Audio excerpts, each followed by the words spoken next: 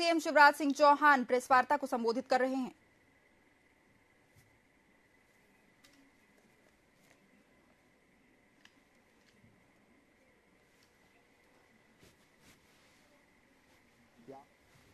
विश्वास,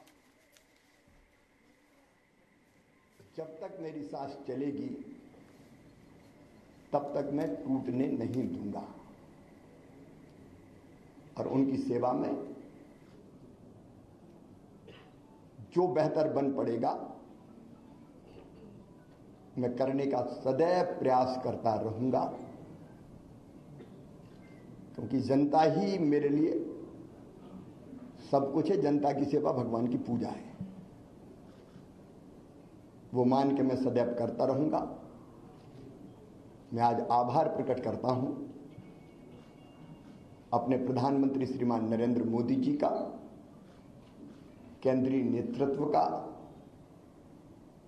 उन्होंने न केवल जनता की सेवा का मौका मुझे दिया, बल्कि समय समय पर योग्य मार्गदर्शन भी किया, संपूर्ण सहयोग भी किया और मुझे दिशा भी दिखाई। मैं अपने प्रदेश के नेतृत्व का हृदय से आभारी हूं। प्रदेश अध्यक्ष जी सहित सभी मित्रों ने, संगठन के कार्यकर्ताओं ने सदैव मुझे सहयोग किया। कदम से कदम और कंधे से कंधा लेकर मिलाकर हम साथ चले। मैं आभारी हूं प्रदेश की अपनी जनता का, जिन्हें मुझे दूसरा माना ही नहीं, अपने बीच का ही कोई माना, अपना ही है।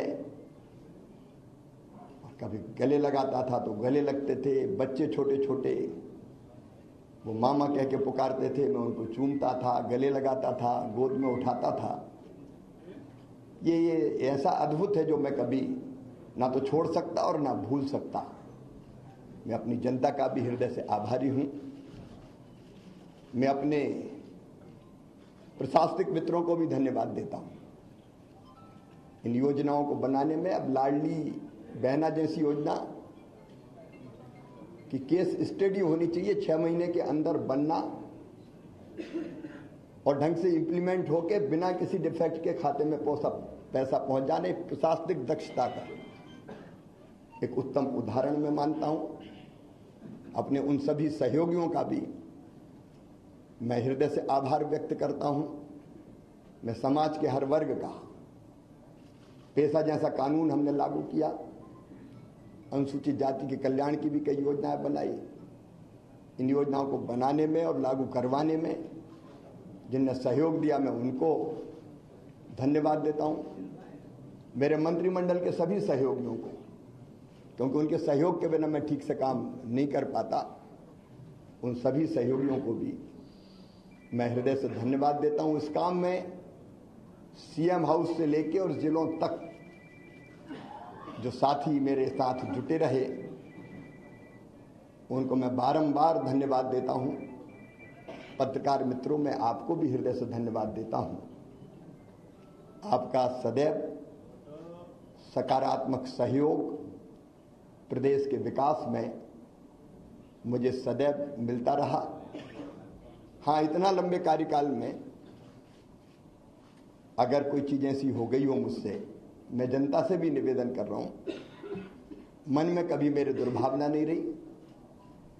अगर कोई काम किए, फैसले किए भी तो कर्तव्य के भाव से किए, और वो फैसला लेने से कहीं किसी को तकलीफ पहुंची हो, जनता को, सहयोगियों को, साथियों को, सब मित्रों को, तो मैं उसके लिए भी क्षमा प्रार्थी हूं। और एक कार्यकर्ता के नाते प्रदेश की जनता की मैं सेवा करता रहूंगा और पार्टी का एक विनम्र कार्यकर्ता के रूप में पार्टी के मैं काम करता रहूंगा। सर, मध्य प्रदेश में लाडली बहना बहुत आरोप है, उनके लिए आपका क्या संदेश है? आपसे मिलने के लिए उसमें आपका क्या संदेश है? हरिओम बैठो जी। हाँ, मनोज जी।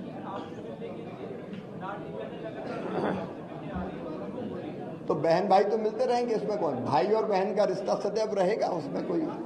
और इस काम को हमारी पार्टी की सरकार आगे बढ़ाएगी। भावुक है क्या? बहुत भावुक है मध्य प्रदेश में लाडली बहना, आंसू आ रहे हैं। सबके प्यार के लिए मैं उनको प्रणाम करता हूं और भाई और बहन साथ है और सरकार भी उनके कल्याण के काम करती रहेगी। सरमन जी, मैं उनके साथ खड़ा हूं सर। सरमन जी, रविंद्र जी बोलिए। भारतीय जनता पार्टी ने अपने संकल्प पत्र में जो कहा है वो क्रमशः पूरा करने का काम हमारी सरकार करेगी। सरमन जी, सरमन जी, सरमन जी, सरमन जी, क्या वो काम पूरा हो गया है? चलिए प्रमोद। एमपी के लिए जितना काम करने का डेवलपमेंट का आपने सोचा था वो पूरा हो गया है? देखिए, काम कभी समाप्त नहीं होता। विकास का एक चरण पूरा होता है तो फिर दूसरा प्रारंभ होता है। विकास की यात्रा अनंत है।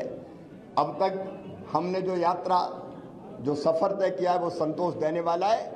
आगे मोहन जी के नेतृत्व में ये सफर और ऊंचाइयों पे जाएगा। सरमन जी बोलिए। मोहन यादव जी ने कहा लाडली बहना के बारे में सोचेंगे, अभी है नहीं है, ये आगे बढ़ाएंगे कि नहीं? एक सवाल संक्रमण में है कि अब आपकी भूमिका क्या होगी?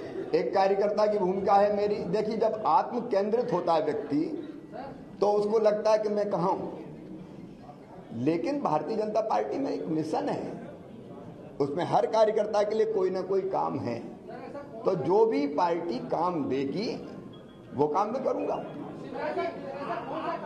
विधानसभा चुनाव के दौरान आपके अंदर एक ऐसा जज्बा, जुनून और जिद थी या बहुत गलत के साथ आप चुनाव क्षेत्र में जा रहे हैं और बहुत सारे आपने ऐसे लक्ष्य भी निर्धारित किए थे। छोटा प्रश्न।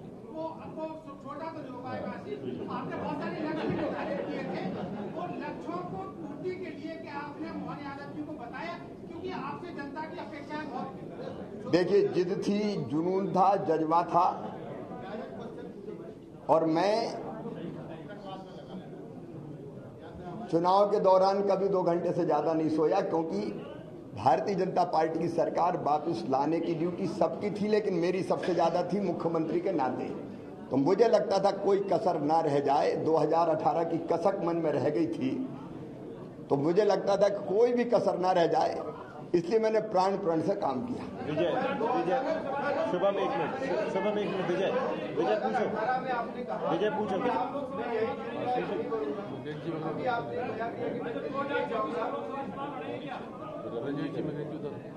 मेरे बारे में कोई भी फैसला मैं नहीं करता, ना कभी किया है, पहले भी कभी नहीं किया, आज भी नहीं किया और कल भी नहीं करूंगा। मेरी पार्टी करेगी। रविंद्र जैन जी, रविंद्र जैन जी हो गया। मृगेन जी, मृगेन जी पूछे। चलिए ब्रजेश जी।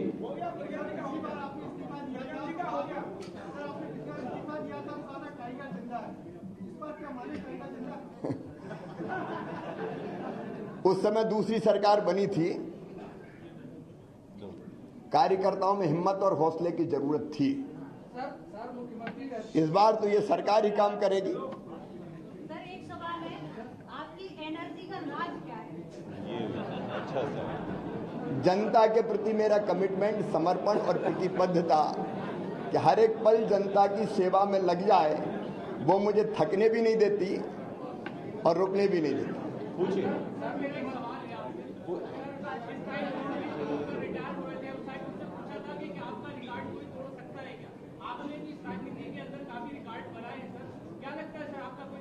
रिकॉर्ड बनते ही टूटने के लिए। पूछो, पूछिए।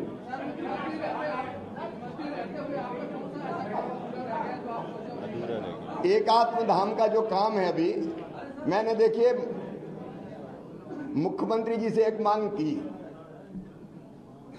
पर्यावरण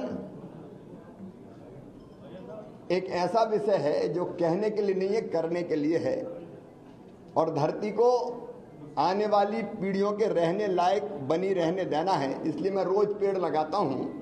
मैंने मुख्यमंत्री जी से ये आग्रह किया कि मुझे पेड़ जरूर लगाने दे, क्योंकि पेड़ मुझे घर पे इतने लगा नहीं सकता मैं रोज, तो मुझे सरकारी जमीन पर ही लगाने होंगे और उसके लिए जमीन उपलब्ध भी हो और पेड़ ऐसी जगह लगे कि सुरक्षित रहे।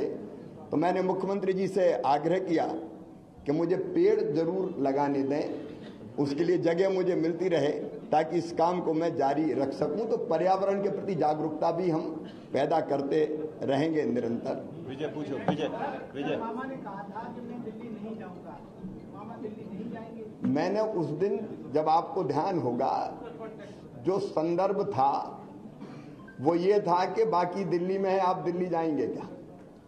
एक बात मैं बड़ी विनम्रता के साथ कहता हूं कि अपने लिए कुछ मांगने जाने से बेहतर मैं मरना समझूंगा, वो मेरा काम नहीं है। और इसलिए मैंने कहा था मैं दिल्ली नहीं जाऊंगा। अभी कुछ दिनों पहले आपने एक ट्वीट किया था सबको राम राम।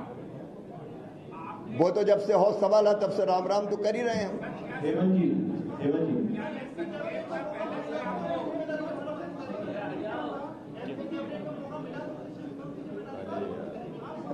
श्रुति काल्पनिक सवाल है। श्रुति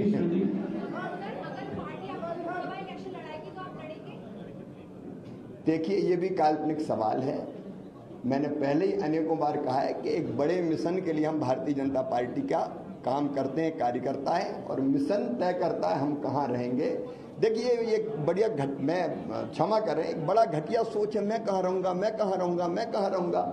अब ऐसा आदमी कुछ नहीं कर सकता, सिर्फ अरे मैं नहीं बना, रोऊं गाऊं, बड़ा अन्याय हो गया। काय का अन्याय हो गया? अरे मैं आज कह रहा हूं साहब, एक साधारण कार्यकर्ता को 18 साल मुख्यमंत्री बना के रखा भारतीय जनता पार्टी ने, कोई दूसरा पहलू नहीं देखते क्या? एक साधारण कार्यकर्ता को इतने साल भारतीय जनता पार्टी जिसने मुख्यमंत्री बना के रखा, सब कुछ दिया भारतीय जनता पार्टी ने मुझे, अब मुझे भारतीय जनता पार्टी को देने का वक्त आया है। ये सोच क्यों नहीं हो सकती? मुझे नहीं बनाया, क्या नहीं बनाया? और इसलिए मैं इससे ऊपर हूं बिल्कुल। अनुराग जी पूछिए। सर, आपकी लगातार आदत है 24/7 बिजी रहने की, आपने क्या प्लान किया है लगातार अब आगे व्यस्त रहने की? व्यस्त तो रहूंगा, अभी भी व्यस्त हूं, आगे भी रहूंगा। अभी लोगों से मिल जो रहा हूं, फिर पार्टी जो काम देगी वो करूंगा। फिर कई सामाजिक सरोकार है, पर्यावरण है, महिला सशक्तिकरण के काम में भी अवेयरनेस पैदा करना है। अब देखिए, मैंने कहा लाडली बहना से लखपति बहना, सरकार तो अपना रोल प्ले करेगी ही, लेकिन लखपति बहना के लिए अवेयरनेस पैदा करना, संगठित करना, सेल्फ हेल्प ग्रुप बने, काम धंधा करें, आगे बढ़े, कई चीजें की जा सकती है अनेकों काम करने के लिए। तो मध्य प्रदेश में बैठे ही हूं, और मध्य प्रदेश देश में ही है, मध्य प्रदेश कहाँ छूटेगा। बहुत बहुत धन्यवाद। आप सभी सहभोज में भोजन के लिए आप आमंत्रित हैं। आइए।